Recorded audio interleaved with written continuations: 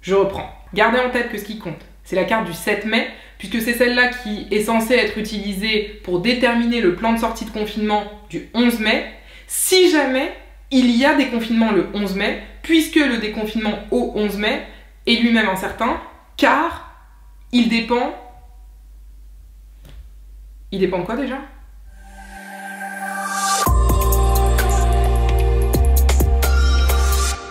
Lundi, la semaine a commencé avec une bonne nouvelle puisqu'on apprenait que l'Arabie Saoudite avait décidé d'abolir la peine de mort pour les mineurs, sachant que quelques jours avant, elle avait annoncé abolir la pratique de la flagellation.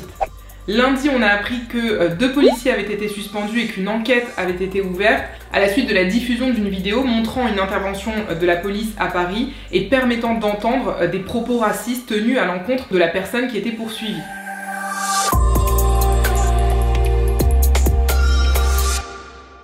Mardi, c'était le fameux jour de l'intervention d'Édouard Philippe à l'Assemblée nationale pour présenter son plan de sortie de confinement. Je vais pas y revenir pendant 3 heures parce que, vous le savez, j'ai fait une vidéo sur le sujet, j'en ai aussi beaucoup parlé sur Instagram et je vais y revenir tout à l'heure en fin de vidéo.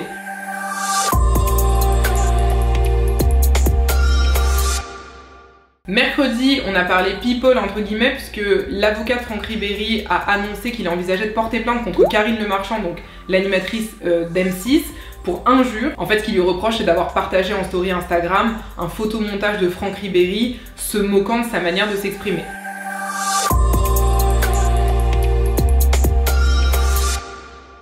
Jeudi, on a eu un rétropédalage assez remarquable dans l'affaire des loyers de Bobigny. Je ne sais pas si vous aviez suivi cette affaire, on en avait parlé dans la précédente vidéo d'actualité. En fait, il y a quelques jours, la mairie de Bobigny avait annoncé que 4000 foyers HLM de la ville n'auraient pas à payer leur loyer d'avril en raison du contexte économique et de la crise du coronavirus. Sauf que depuis, l'office HLM a fait savoir qu'il refusait de mettre en œuvre la mesure, invoquant des raisons financières et des obstacles juridiques. Ce qui veut dire que les foyers HLM concernés doivent payer leur loyer du mois d'avril, contrairement à ce qui avait été annoncé par la mairie. Jeudi toujours, ont été publiés 3 décrets portant revalorisation annuelle du RSA, de la prime d'activité et de l'allocation adulte handicapé. Donc je m'étale pas plus longtemps sur la question, mais je vous affiche quand même les montants au cas où ça vous intéresserait. Jeudi soir ont été publiées les premières cartes de sortie de confinement, ce qui nous a permis de réviser nos couleurs, donc c'est très bien. Vous savez qu'il va y avoir des cartes qui vont être publiées tous les soirs, mais qu'en réalité c'est la carte du 7 mai qui est déterminante pour le 11 mai, si jamais le 11 mai il y a des confinements, ce qui n'est pas certain. Je me suis perdue moi-même. Je n'ai pas arrêté de le répéter sur Instagram. Ce qui compte finalement, c'est la carte du 7 mai, puisque là on a des cartes qui sont provisoires, elles exploitent 2 critères alors qu'il est censé y en avoir 3. Elle découpe la France en rouge et en vert et en fait on comprend pas très bien quelles sont les incidences du découpage rouge-vert. Donc je le dis parce qu'il faut que je vous dise ce qui s'est passé cette semaine, mais en tant que tel...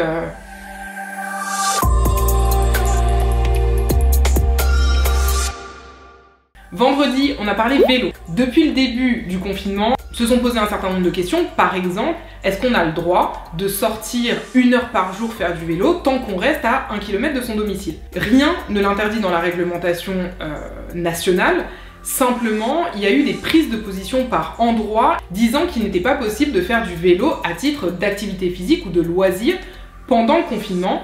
Et le gouvernement était resté complètement silencieux. Ça veut dire qu'il y avait une espèce de cacophonie, donc je vous l'ai dit, des ministères, des préfets, machin, chacun disait un peu ce qu'il voulait sur la question, et le gouvernement n'a jamais tranché, n'a jamais clarifié. C'est la raison pour laquelle le Conseil d'État, qui a été saisi par la Fédération française des usagers de bicyclettes, a enjoint au gouvernement de publier un communiqué indiquant expressément qu'il n'est pas interdit de faire de vélo dans le cadre du confinement, dès lors qu'on s'inscrit bien dans un motif de sortie légitime. Vendredi, je vous parlais aussi de la condamnation de la France par la Cour européenne des droits de l'homme dans une affaire de violence policière. En fait, c'était une affaire qui remonte déjà au début des années 2000, dans laquelle un homme avait été blessé et violenté au cours de son interpellation. Et donc, pour le faire simple, il avait porté plainte et il avait engagé la responsabilité de l'État en considérant que les forces de police avaient fait un usage disproportionné de la force.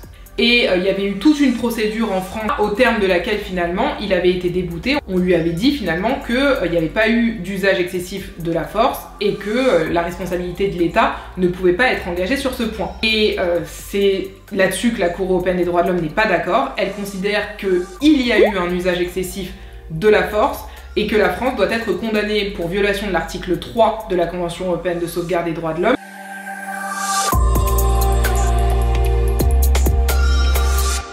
Samedi, on a parlé de plusieurs choses. La première, c'est la question de l'enseignement de la langue arabe à l'école élémentaire, donc à l'école primaire si vous voulez. Ce qu'il faut savoir, c'est que c'est une possibilité qui existe déjà, donc c'est pas quelque chose de nouveau. Le fait que certaines écoles primaires proposent à titre facultatif d'apprendre d'autres langues que l'anglais. Simplement là, en fait, a été publié un accord qui organise les modalités entre la France et la Tunisie pour l'enseignement de la langue arabe. Et l'accord prévoit notamment la possibilité de recruter des enseignants tunisiens pour qu'ils viennent dispenser des cours de langue arabe en France, dans les écoles primaires concernées. Samedi, le procureur de la République de Paris a annoncé ouvrir une enquête pour menaces et violences à la suite de la diffusion d'une vidéo sur les réseaux sociaux dans laquelle on voit Éric Zemmour marcher dans la rue et être prise à partie par un homme.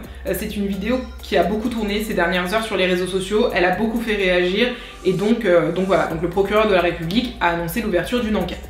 Enfin, samedi a été publié sur le site internet du gouvernement un tableau de synthèse du plan de sortie de confinement. Donc ce tableau a le mérite de clarifier notre question qui consistait à savoir mais finalement quelle sera la différence de traitement entre les zones vertes et les zones rouges. Ça nous emmène au deuxième point. Le deuxième point, c'est que quand on étudie le tableau pour comprendre justement quelles sont les différences entre les zones, on s'aperçoit qu'il n'y a quasiment aucune différence. Les commerces peuvent ouvrir dans les deux, les coiffeurs peuvent ouvrir dans les deux, les déplacements sont les mêmes dans les deux. La seule différence entre les zones, c'est l'ouverture des collèges et l'ouverture des parcs et jardins publics. Pour le reste, si on s'en tient au tableau, j'insiste, il n'y a aucune différence. Alors, il y aura sûrement, certainement, des évolutions et même des adaptations au niveau local, mais pour l'instant, on n'en sait rien. Troisième point qu'on peut relever, c'est que là, je vous dis rouge, vert, rouge, vert, rouge, vert, mais le tableau lui-même ne parle pas de zone rouge et de zone verte.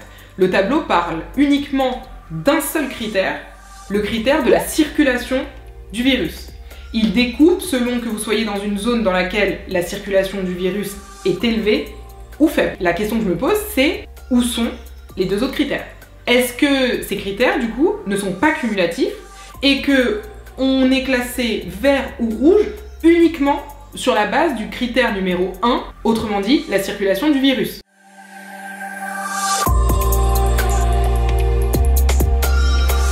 Dimanche matin a été publié le décret encadrant le prix de vente des masques chirurgicaux qui ne pourront pas être vendus au détail, en tout cas plus de 95 centimes l'unité.